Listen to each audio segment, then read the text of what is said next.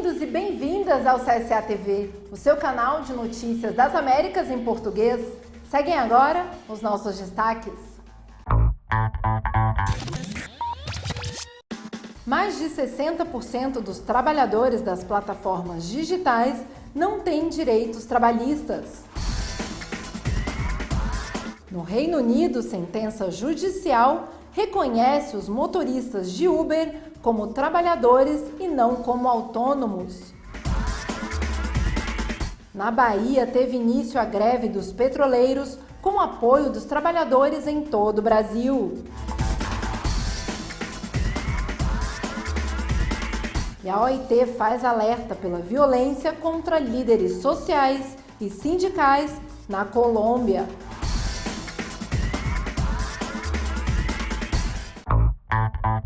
Para o editorial de hoje, receberemos Márcio Monsani, secretário regional da Uniaméricas.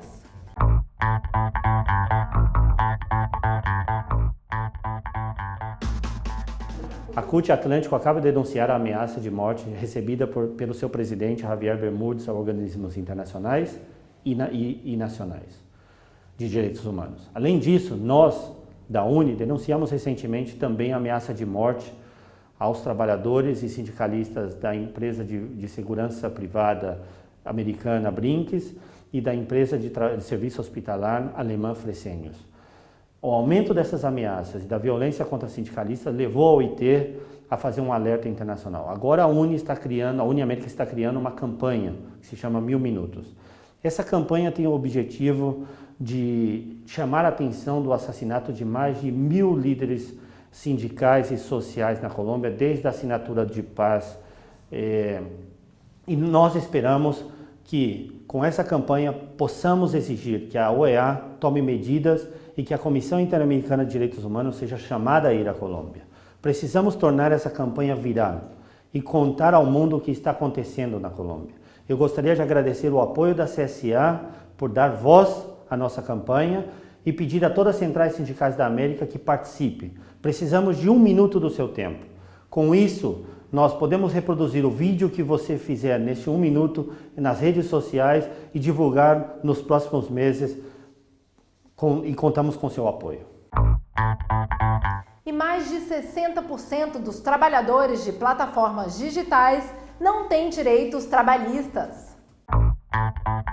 No dia dedicado à promoção da justiça social, a ONU fez um apelo para a superação da exclusão digital acentuada pela crise de Covid-19 e pede uma regulamentação que proteja os trabalhadores.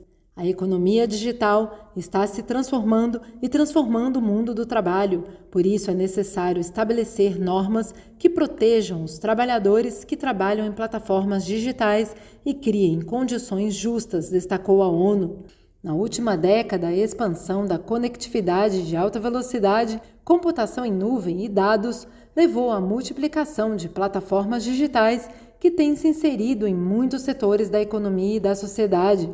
Desde o início de 2020, as consequências da pandemia de Covid-19 intensificaram o uso de dispositivos de trabalho remoto e permitiram a continuidade de inúmeras atividades comerciais, fortalecendo ainda mais o crescimento e o impacto da economia digital.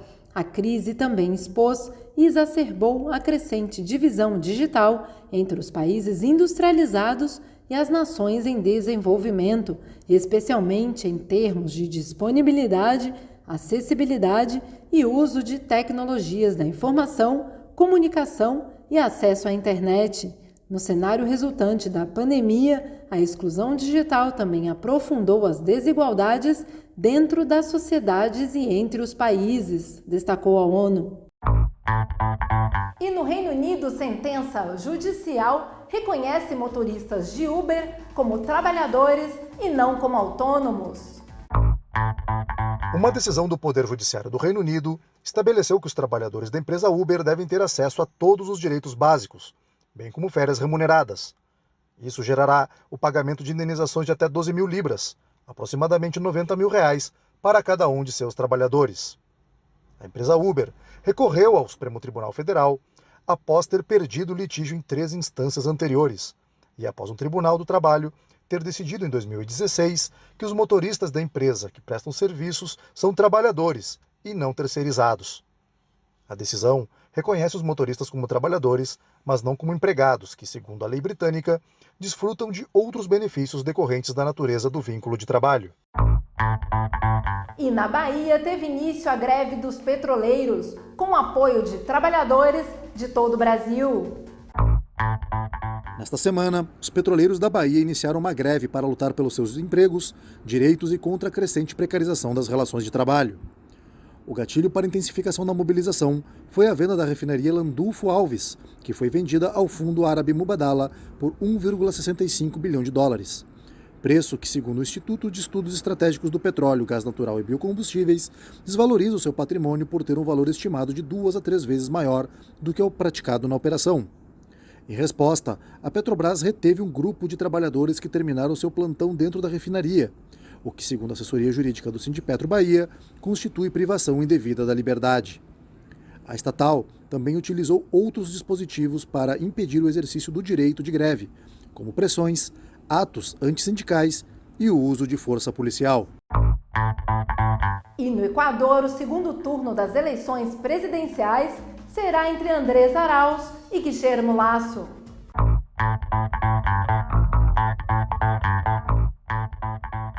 Segundo os resultados oficiais, os candidatos que irão ao segundo turno das eleições presidenciais no Equador são Andrés Arauz e o candidato Guillermo Lasso, numa disputa entre a esquerda e a direita.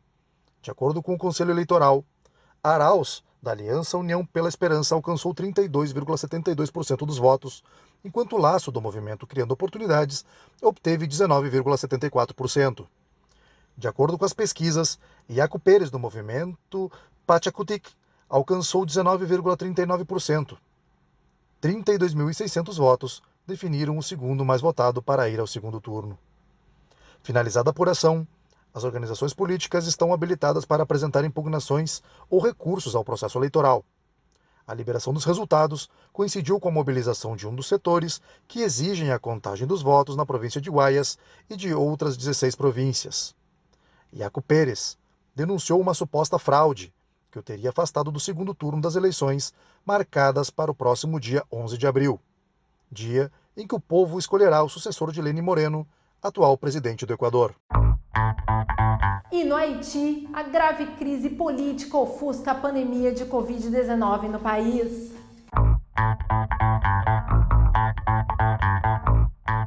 A pandemia no mundo segue presente após um ano. Mesmo assim, no Haiti, o vírus parece ser um problema secundário. A crise política e social tem caracterizado o debate político no país. Comparando com outros países da região, a incidência de contágios pelo coronavírus no Haiti é considerada baixa. Até o momento, foram confirmados 12.274 casos e 247 mortes em um país com 11 milhões de habitantes, que há meses levam suas vidas como se o Covid-19 não existisse. De acordo com especialistas, há a possibilidade de que exista um alto percentual de subnotificação e de que a maior parte das pessoas já tenha se contagiado. A detecção do vírus não parece um problema prioritário no país, levando em consideração o carnaval celebrado nos últimos dias. Neste momento, a preocupação com a pandemia de Covid-19 é superada pela grave crise política e de segurança que atravessa o país e que foi agravada desde o dia 7 de fevereiro, quando o governo anunciou que a oposição estava organizando um golpe de Estado. E a China acelera a produção de vacinas para exportar aos países em desenvolvimento. Do México ao Chile, passando pela Colômbia, Brasil e Peru, a China se consolidou na América Latina como fornecedora de vacinas contra o Covid-19. A sua grande capacidade de produção e a velocidade para distribuir as vacinas têm sido as melhores cartas de apresentação. De acordo com o porta-voz do Ministério de Relações Exteriores chinês, Wang Wenbin, cerca de 27 países, a maioria em desenvolvimento, demonstraram interesse em importar as vacinas chinesas contra o Covid-19. E o sistema COVAX, promovido pela Organização Mundial da Saúde, levará vacinas chinesas a 53 países. Com metas internacionais, as vacinas desenvolvidas pelos laboratórios chineses também são aplicadas na África e no Sudeste Asiático. Na Europa, as vacinas chegaram na Sérvia e na Hungria. Alguns líderes europeus chegaram a criticar o governo de Pequim por conta da chamada diplomacia da vacina. Por sua vez, a China se limitou a criticar os países desenvolvidos por estocarem grandes quantidades de vacinas e recusou ter objetivos geopolíticos com a ação. A China espera aumentar a produção de vacinas para 2 bilhões de doses neste ano e 4 bilhões em 2022. Um ambicioso plano de logística para tornar o país o maior distribuidor do medicamento para os países em desenvolvimento. E no Chile, quase 3 milhões de pessoas receberam a vacina de coronavírus, o que equivale a 16% de sua população.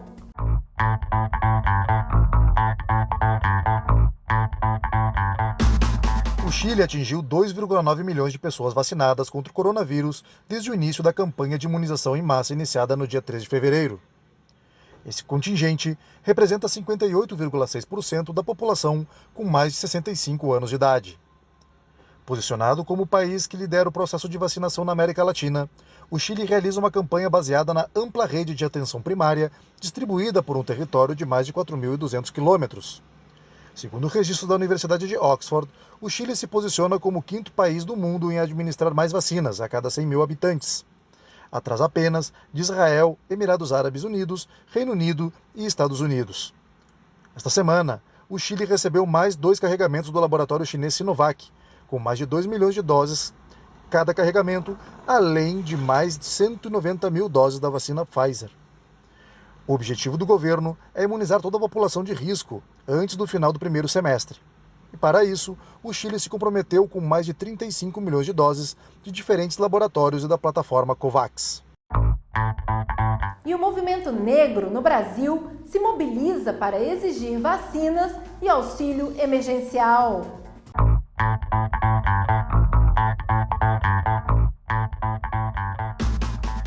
Centenas de integrantes do movimento negro saíram às ruas das principais cidades do Brasil no dia 18 de fevereiro para exigir vacinação em massa e subsídios do governo para enfrentar a pandemia de coronavírus. Com panelas e pratos vazios, simbolizando a fome da população pobre, os manifestantes se reuniram em frente às casas legislativas de 18 dos 27 estados do país para exigir ajuda para enfrentar a crise econômica que assola o Brasil. Cidades como São Paulo, Rio de Janeiro, Salvador, Recife e Brasília registraram um grande número de manifestantes. Organizado pela Coalizão Negra pelos Direitos, entidade formada por cerca de 200 grupos do movimento negro brasileiro, o protesto exigiu a retomada do auxílio emergencial destinado a trabalhadores informais e de baixa renda que perderam o emprego com a chegada da pandemia. Benefício conquistado pela bancada de oposição do Parlamento brasileiro e que foi descontinuado pelo governo Bolsonaro. E a OIT faz alerta sobre a violência contra líderes sociais e sindicais na Colômbia.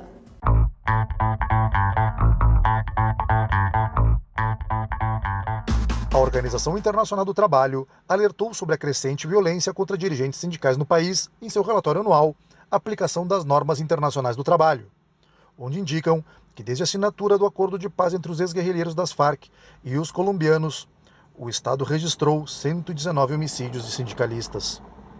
A OIT expressou no documento ter profunda preocupação com a prática persistente de numerosos assassinatos contra membros do movimento sindical e outros atos de violência antissindical no país. De acordo com o estudo, os dados da OIT registraram entre janeiro de 2019 e março de 2020 o assassinato de 14 sindicalistas na Colômbia, 4 tentativas de homicídio contra esses líderes trabalhistas, 1 desaparecimento forçado e 198 ameaças de morte. E um relatório da CEPAL apresentou os dados de queda do comércio internacional na América Latina e Caribe em 2020.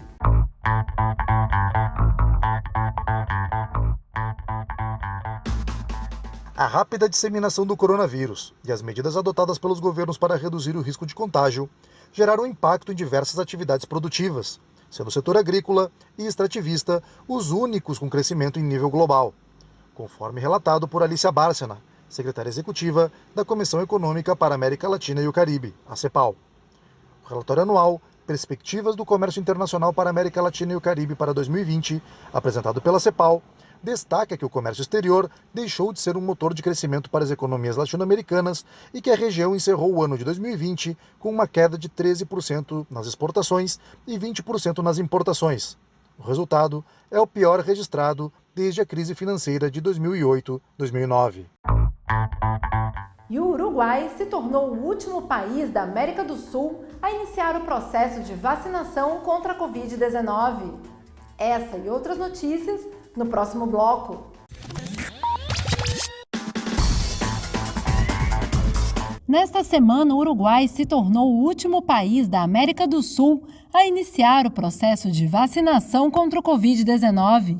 A vacina chinesa Coronavac será a primeira a chegar no país, seguida pela vacina do laboratório Pfizer, oriunda dos Estados Unidos.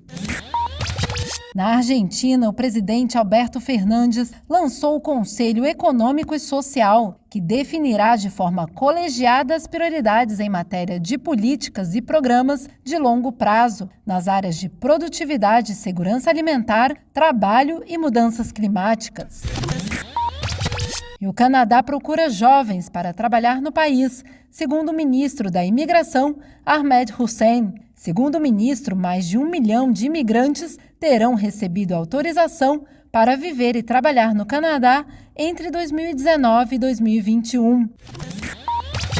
No dia 4 de março, os trabalhadores de aplicativos realizarão uma paralisação nacional na Argentina. Os entregadores da empresa Pedidos Já e de outros aplicativos buscam um aumento de 100% das taxas destinadas ao serviço. E a NASA divulgou o primeiro vídeo registrado pela missão Perseverance em Marte.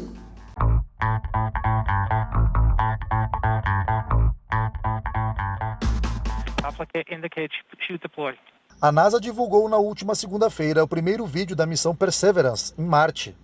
Esta é a primeira gravação de vídeo de uma nave pousando em outro planeta, conforme explicado pelo vice-gerente do projeto Marte 2020 Perseverance, Matt Wallace, no laboratório de propulsão da NASA no sul da Califórnia. As imagens mostram as características de relevo e outras características do planeta vermelho, que servirão de base para estudos sobre a sua superfície. As filmagens feitas pelas câmeras instaladas na cápsula de transporte no próprio veículo mostram imagens da cratera Jezero.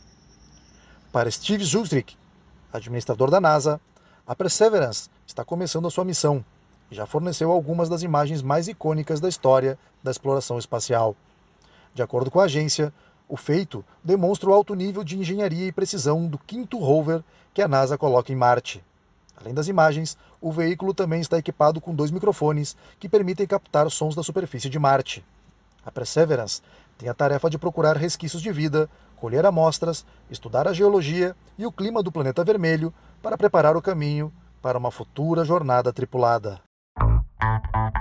E na Guatemala, milhares de indígenas e camponeses marcharam para exigir a renúncia do presidente.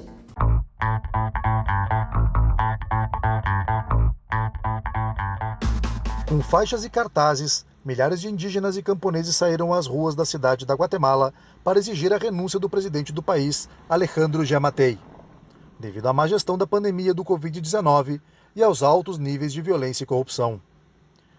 Exigem também a renúncia da procuradora-geral Consuelo Porras, por não ter respondido aos assassinatos de meninas e mulheres. Paralelamente, exigiram uma depuração no Congresso e a convocação de uma Assembleia Constituinte Plurinacional. A Comissão de Desenvolvimento Campesino, CODECA, entidade que convocou os protestos, planeja formular uma proposta de lei para recuperar os bens e serviços públicos que foram privatizados. Os quase 3 mil indígenas e camponeses que participaram das passeatas pacíficas chegaram à capital da Guatemala, vindos de diferentes departamentos do país. E no Caribe, os recifes de corais estão ameaçados pelo desequilíbrio causado por serpentes marinhas.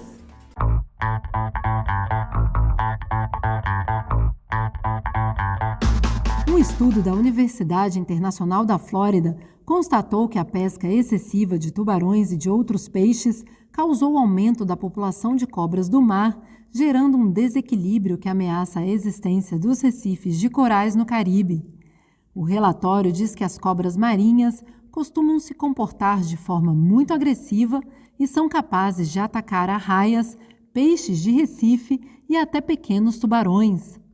Atualmente, os cientistas estão trabalhando para explicar a relação de causa e efeito entre o declínio dos tubarões e a abundância de cobras do mar, que tem se tornado um predador incontrolável, além de estabelecer a importância de suas interações para o ecossistema marinho.